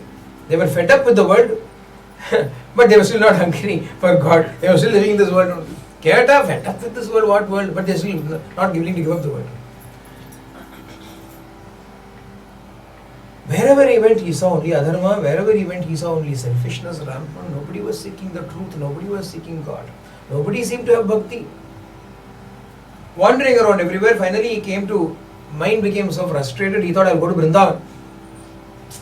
I'll go to Vrindavanam. I think he went to Vrindavan because Vrindavana was always a hallowed and sanctified place since the first yuga. It was a very sacred place. Madhuvanam annikellam peraduk. It was called Madhuvana. Later on it became Vrindavanam, where Krishna spent all of his beautiful Bala Leela childhoods times there. So he came to Vrindavan thinking about Bhagavan Sri Hari. And there he saw a very unique sight. He saw a young girl sitting and crying. She was 16 years of age. She was sitting and crying. And two elderly grandfathers were lying down by her side. Some girl is sitting and crying and two grandfathers are sleeping by her side. Two grandfathers and granddaughter. We do not know. Let us not get involved. He was slowly walking away when this little girl said, Bho Bho Narada. Hey Devarshi, please stop. Hey Narada, please stop. Then Narada turned at this little girl and said, you know me? You know me? I know you. I know you very well. Don't you know me? Get out. She said, don't you know me? I don't know you. I have never seen you before. Who are you? I have never seen you before. Who are you, Narada? And if you also say you cannot recognize me, then alas my plight. I am Bhakti. I am Bhakti. Oh, your name is Bhakti. Nice name parents have given. They must be very devoted. They have given a nice name for the girl called Bhakti. No, I am not a girl called Bhakti. I am Bhakti itself in the form of a girl. Aham Bhakti Ritikyata. My name is Bhakti. And these two are your grandfather's son. Imau me Tanayau. These two are my sons. These two are my sons. He was a 16-year-old young girl with two grandfathers for sons. Narada was a bit confused. How did this happen? Kali has not yet come. How did things become so bad that this 16-year-old girl has 80-year-old sons? Jnana Vairagya Namano. This fellow is called Jnana, this fellow is called Vairagya. Oh, abstract. Whole thing is abstract. Talking symbolism. Bhakti in the form of a young girl, Jnana and Vairagya in the form of two old debilitated men who are not even able to open their eyes. And Bhakti is crying. It does seem. And Narada, who wrote Bhakti Sutras, Narada Bhakti Sutras, he wrote aphorisms on Bhakti. He says, who are you, girl? I do not recognize you. But Bhakti Sutra it is not to be, Narada should not be blamed for not recognizing Bhakti. Bhakti was in a completely unrecognizable form. Because times had reached such a state where Bhakti, sans Jnana and Vairagya was not recognized by Narada. Jnana and Vairagya had become so weak and poor. Bhakti was there, but Jnana Vairagya was not there. Again, symbolism only. It means all the people had some kind of a religious affiliation. They all had faith in, so-called faith in God. They even seemed to love God, but they were not firm in their love. We saw in the Śrīmad Ramayana how the people of Ayodhya, as soon as they saw Rama, Lakshmana and Sita going into the forest, left their homes and hearts, abandoned their wives and children and ran behind Rama saying, we cannot bear to be separated from you, O Lord. Take us with you to the forest. And they all went. That night, they travelled and came to Tamasa river. The banks of the river, everybody had a bit of a rest. And so deep was the rest that all of these people had, they completely forgot why they came and who they came for. Rama quietly got Lakshmana and Sita and Sumantra ready. They got into the horse carriage and slowly went away. The next morning, these fellows wake up and say, Rama's gone, alas, we missed Rama. Let us go back home. They all came back home. He seemed to have love for God, but the love did not have the support of discipline. They had love for Him, but the love did not have the support of discipline. Love for Him is not because of us. Love for Him is because of Him. He is already sweet. He is already the embodiment of love. He is love itself. To love is but natural. There is nothing great about it. There is no achievement in us that we love God. It is because of the nature of God we love Him. But should there be discipline and discrimination involved, detachment and discrimination involved alongside that prema, then that prema will be sustained. Then we have put in some effort in it. Love itself is natural. It is vairagya and jnana that becomes an effort on our side. Here jnana means discrimination, not wisdom, not the ultimate realization. Advaita jnana ta chalala, we are talking about discrimination. Vivekam and vairagyam are not. If bhakti is not supported by discipline, discrimination, detachment, then bhakti also becomes weak and frail. The next time these people of Ayodhya go into the forest is when Bharata leads them to the forest.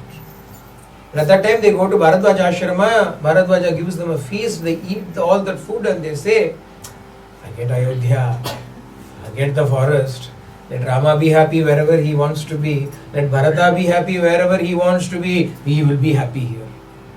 There is good food to be had, let us stay here. Naiva Gamishyam Ayodhya. Na Dandakan. Neither shall we go to Dandakaranya, nor shall we go to Ayodhya. Here Dhruva, we will stay here itself. When sleep was enough to let go of Lord. Food was enough for them to let go of Lord. But food and sleep are just instances. Like this for us also in life. We love God. But there are so many other little attractions which can sometimes overpower our love for God. So easily overpower our love for God. About how powerful is our love for Him? Or how weak it is for Him? That is what is represented by Bhakti crying and saying, alas, my two sons are so weak. My two sons are not able to get up and support me. Without them being in this dilapidated or debilitated stage is giving grief to me. So Narada saw this and he said, alright, let me see what I can do. So he came along, he heard an Ashariri voice. A divine voice said, Narada, you alone can achieve this. You will do one task and that task will rejuvenate Bhakti, Jnana and Vairagya. So Narada went about thinking, what is this task? The astral voice said, you will do a task which will rejuvenate it. That is why these astral voices, these cosmic voices, sometimes people also hear. There are people who say, I hear. Be very careful. Be like these half-baked astral voices. Kamsha Arnamadela. Bhagavatam, you find Kamsha and Dashmaskandatala.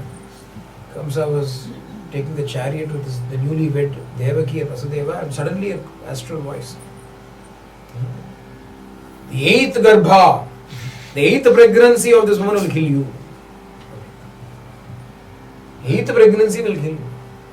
Who kill her or me? Then he went into a whole bit of confusion.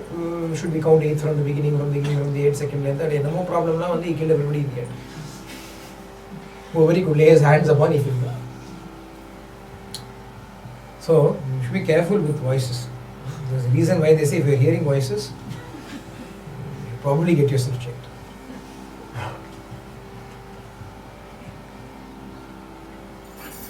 So Narada went around trying to find a solution when he met his gurus. Sanat Kumaras were his gurus. The four of them happily.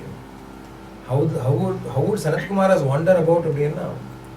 Immersed in their own bliss, Tanmayananda. And they've forgotten themselves.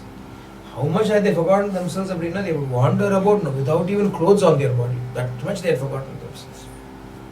They had forgotten themselves to that extent that they would not even wear clothes upon their body. These four were wandering around when Narada went and fell at their feet. Looking at Narada's face, they said, Narada, you are usually happy and cheerful. Why are you so sad? What to do? This is what happened.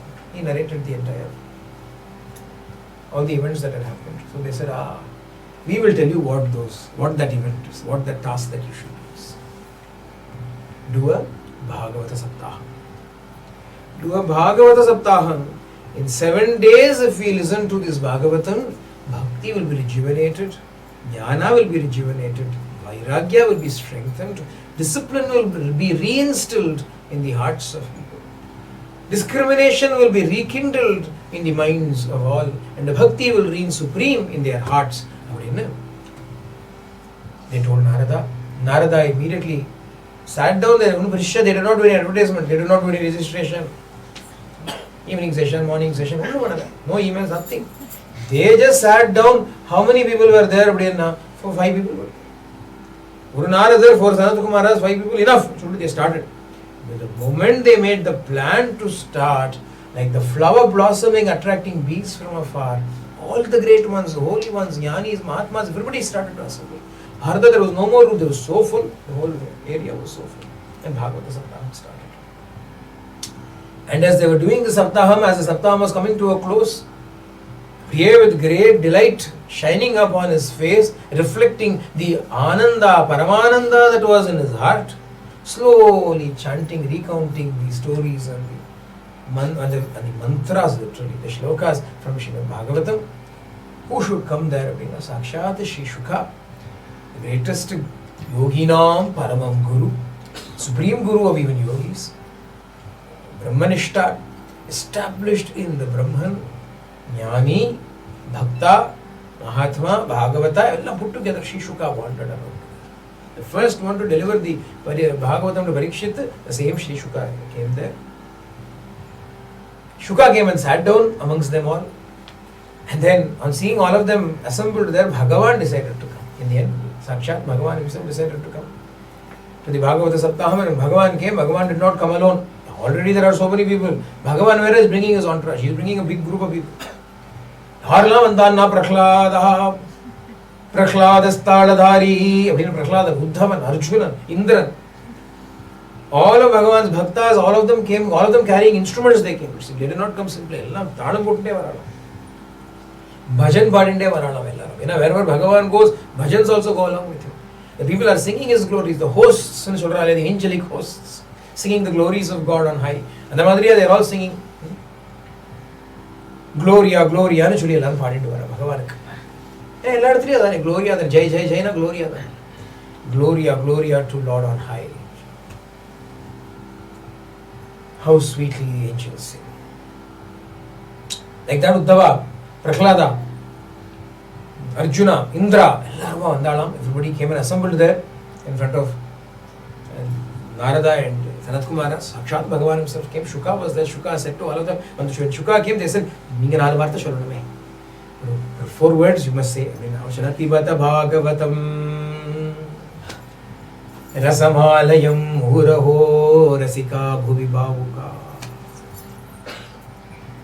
Do not stop. Do not stop. Do not stop. Drink again and again and again. Drink this Bhagavatam.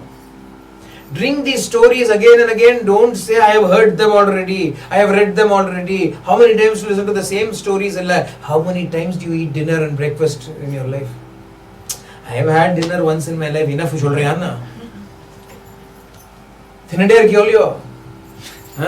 Every day you keep eating one meal, you miss, you say, oh, I didn't eat dinner, I didn't eat lunch, I didn't eat breakfast, I didn't idea. Shulad Shukar says, you drink Bhagavatam. Every day drink Bhagavatam.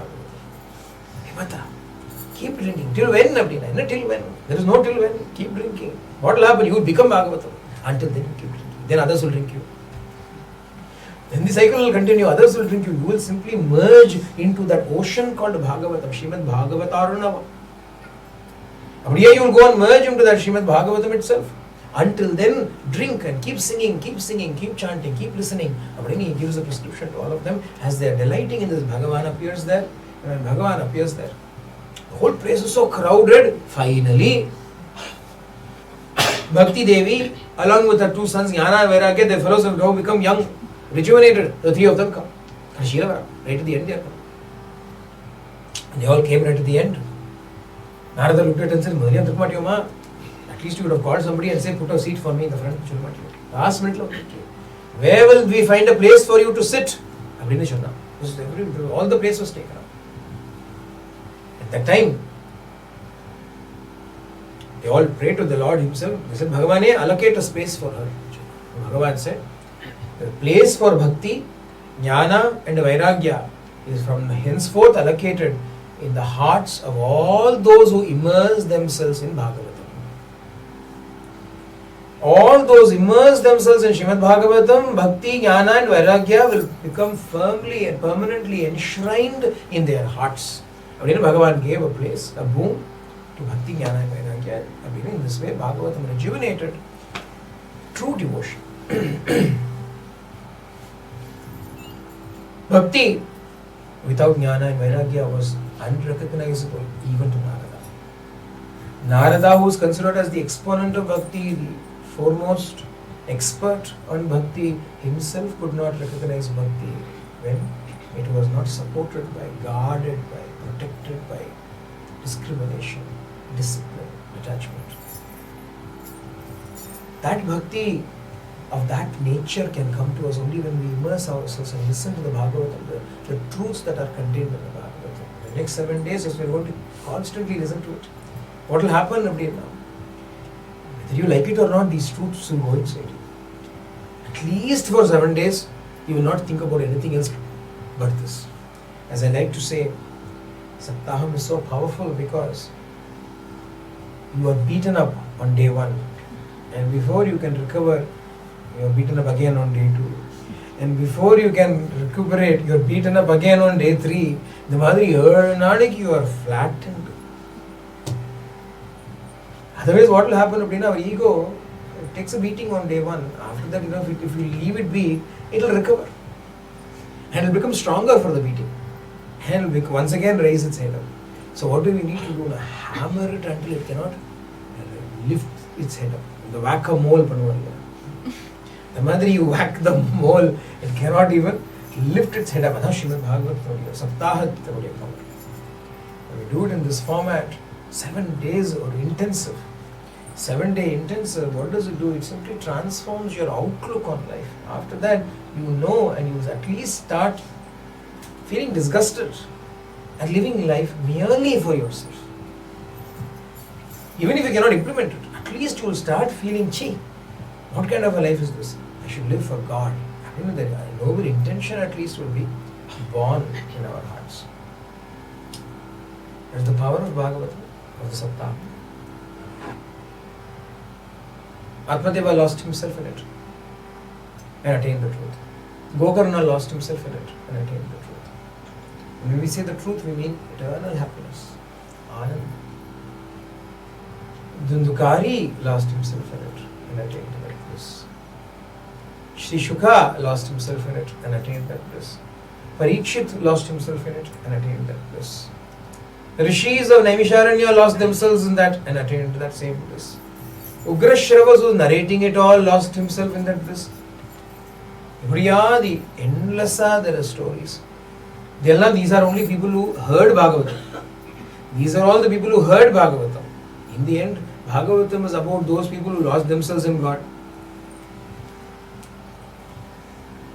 As we listen to all of those stories, we will undoubtedly be inspired by the examples that they presented as we go along. The next 7 days we will start to experience it. What should we bring? How should we be prepared, and how should we bring from tomorrow onwards to the Saptaham? A listening heart. Not merely a listening ear, but a listening heart. The heart should listen.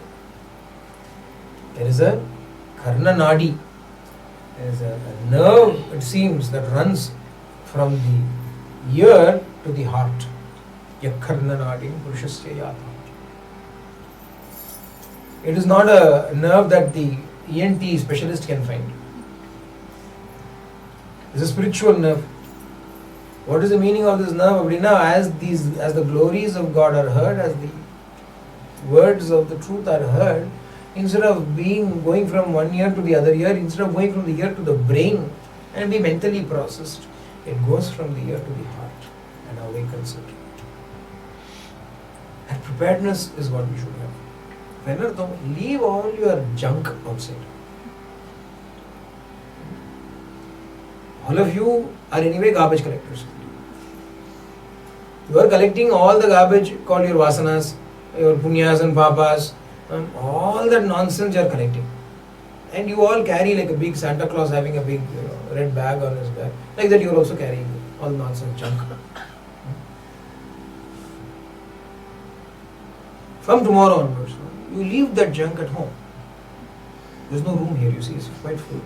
Don't bring your junk here. If you are inseparable from the junk, you stay at home itself. Leave the junk there and come. Don't bring your old sorrows, your old worries, all your old nonsense. Don't bring it all here. Don't contaminate this environment with all that nonsense. It is of no use to you, no use to anybody else. Forget everything. The aim is to ultimately forget yourself. If you can't even forget your sorrows, what hope is there for you? Forget all this nonsense. Forget the past. Forget everything that happened until 7 o'clock and beyond. Before 7 o'clock, armature. We started at 7 o'clock here. Whatever happened before 7 o'clock, you forget all of that. What you heard from 7 to 9, you hold that in your mind. Hold that in your heart. When you come tomorrow, come only with that. And then see the magic of Saptaham work itself in you. Undoubtedly, a miracle will happen. It's been the experience for many who have heard this Bhagavata. They've come and reported it. So many people have said this to me. So you can also be part of that lucky. So with that we will mind for end of today.